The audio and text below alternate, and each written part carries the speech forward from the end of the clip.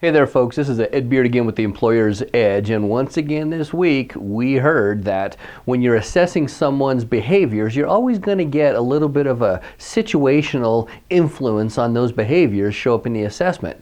And so that person may change over time, and I'm here to tell you, don't settle for that because it's just not true.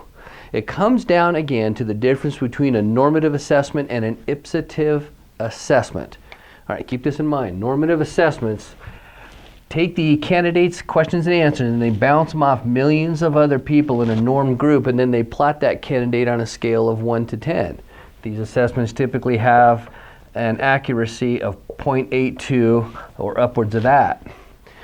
Here's where you get into trouble is with the ipsative assessments. They do allow life situations to influence the behaviors.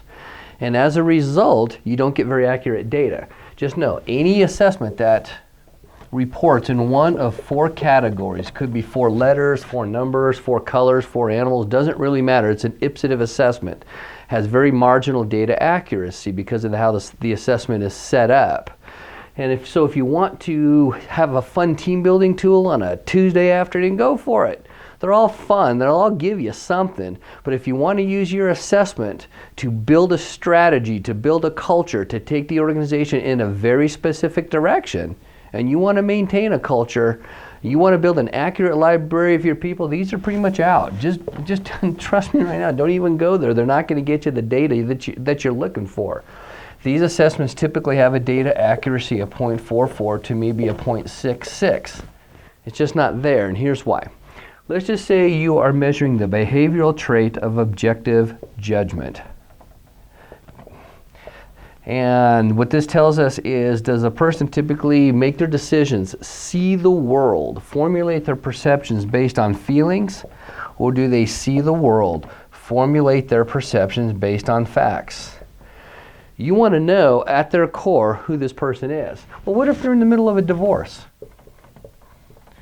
How does that influence their decision making based on feelings or facts? They may be more feeling, maybe less feeling, I don't know. What if they just got a wonderful promotion and they're on cloud 9?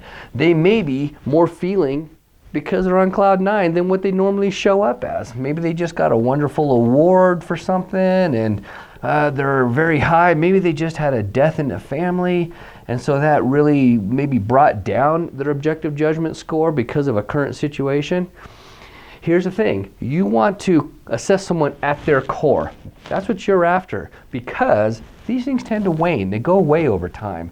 And this no longer has that influence. It doesn't increase or decrease someone's actual core behavior over time.